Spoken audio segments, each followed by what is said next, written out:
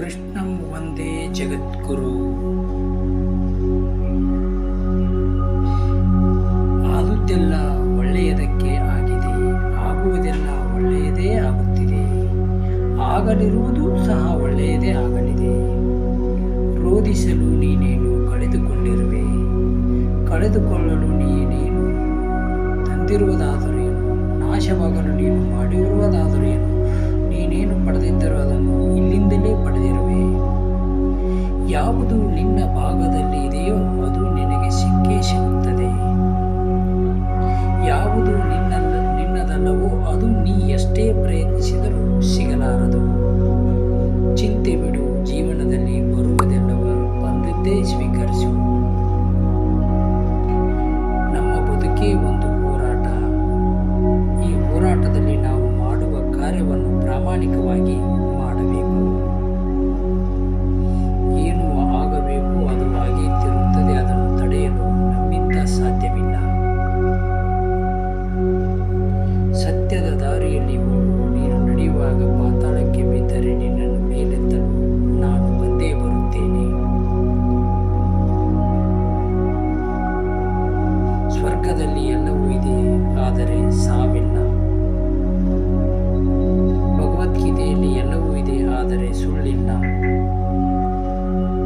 ಜಗತ್ತಿನಲ್ಲಿ ಎಲ್ಲವೂ ಇದೆ, ನೆಮ್ಮದಿ ಇಲ್ಲ. ಇವತ್ತಿನ ಎಲ್ಲ ಮಾನವರಲ್ಲಿ ಎಲ್ಲವೂ ಇದೆ, ಆದರೆ ಶಾಂತಿ ಇಲ್ಲ. ಮನಸ್ಸಿಗೆ ಮದವೇರಿದಾಗ ಸ್ಮಶಾನದಲ್ಲಿ ತಿರುಗಾಡಿ ಬರಬೇಕಂತೆ. ಏಕೆಂದರೆ ಅಲ್ಲಿ ನಾನು ನನ್ನಿಂದಲೇ ಎಂದು ಹೇಳಿದ ಎಷ್ಟೋ ಜನ ಮಣ್ಣಾಗಿರುವವರು ಕಾಣಸಿಗುತ್ತಾರೆ. ಭಗವಂತ ತಡ ಮಾಡಿದರೂ ನ್ಯಾಯ ಮಾಡುತ್ತಾನೆ, ಆದರೆ ಅನ್ಯಾಯ ಮಾಡುವುದಿಲ್ಲ. ತಡ ಆಗುವುದರ ಹಿಂದೆ ಅದ್ಭುತಗಳು ನಡೆಯುತ್ತವೆ, ಕಾದು ನೋಡಬೇಕಷ್ಟೇ. ಎಲ್ಲ ಹೇಳುತ್ತಾರೆ ಮನುಷ್ಯ ಖಾಲಿ ಕೈಯಲ್ಲಿ ಬರುತ್ತಾನೆ, ಖಾಲಿ ಕೈಯಲ್ಲಿ ಹೋಗುತ್ತಾನೆ ಎಂದು. ಆದರೆ ಮನುಷ್ಯ ಬರುವಾಗ ಭಾಗ್ಯದ ಜೊತೆ ಬರುತ್ತಾನೆ, ಹೋಗುವಾಗ ಕರ್ಮದ ಫಲ ಕೊಂಡು ಹೋಗುತ್ತಾನೆ. ಬದುಕುವುದಕ್ಕಾಗಿ ದುಡಿಯುವುದು ಅನಿವಾರ್ಯ. ಹಾಗಂತ ಫಲದ ಮೇಲೆ ಕಣ್ಣಿಟ್ಟು ಕೆಲಸ ಮಾಡಿದರೆ ನಿರಾಸೆ ಹೆಚ್ಚು. ಕೆಲಸವನ್ನು ಶ್ರದ್ಧೆಯಿಂದ ಪ್ರೀತಿಯಿಂದ ಮಾಡಿದರೆ ಫಲ ಇಂದಲ್ಲ ನಾಳೆ ದೊರಕುತ್ತದೆ. ಕೆಲಸ ಒಂದು ಬಾರಿ ಅರ್ಜುನ ಶ್ರೀಕೃಷ್ಣನನ್ನು ಕೇಳಿದ, ಈ ಗೋಡೆಯ ಮೇಲೆ ಒಂದು ಸಂದೇಶ ಬರಿ. ಅದು ಹೇಗಿರಬೇಕೆಂದರೆ, ಖುಷಿಯಲ್ಲಿದ್ದಾಗ ಓದಿದರೆ ದುಃಖವಾಗಬೇಕು, ದುಃಖದಲ್ಲಿದ್ದಾಗ ಓದಿದರೆ ಖುಷಿಯಾಗಬೇಕು. ಕೃಷ್ಣನು ಬರೆದ, ಈ ಸಮಯ ಕಳೆದು ಹೋಗುತ್ತದೆ. ಅಕ್ಕಿ ಅನ್ನಕ್ಕೆ ಕೇಳಿತು, ನೀನು ನಾನೇ ಆಗಿದ್ದೆ, ಆದರೆ ಹೇಗೆ ಅನ್ನವಾದೆ ಎಂದು.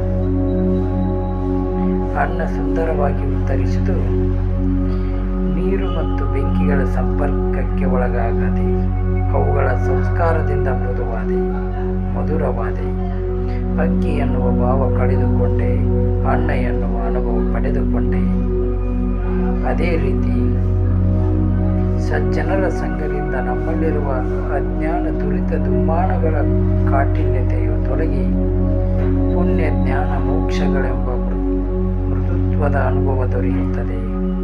ಚಿಂತಿಸಲು ನೀನೇನು ಕಳೆದುಕೊಂಡಿರುವೆ, ನಿಷ್ಠೆಯಿಂದಿರಲು ನೀನೇನು ಪಡೆದುಕೊಂಡಿರುವೆ.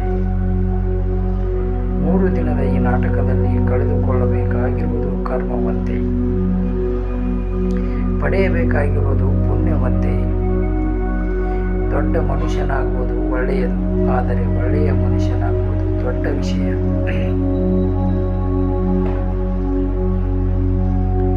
ದುಃಖದ ಬಗ್ಗೆ ಚಿಂತಿಸತೊಡಗಿದರೆ ಸದಾ ದುಃಖಿಯಾಗಿಯೇ ಉಳಿಯುತ್ತೀಯ. ಸದಾ ಸುಖ ಸಂತೋಷಗಳು ಧ್ಯಾನಿಸುತ್ತಿದ್ದರೆ ಮುಂದೆ ಸುಖಿಯಾಗುತ್ತೀಯ. ಏಕೆಂದರೆ ಮನಸ್ಸು ಯಾವುದರ ಬಗ್ಗೆ ಹೆಚ್ಚಾಗಿ ಧ್ಯಾನಗೊಳ್ಳುವುದೋ ಅದೇ ಸಕ್ರಿಯವಾಗುವುದು.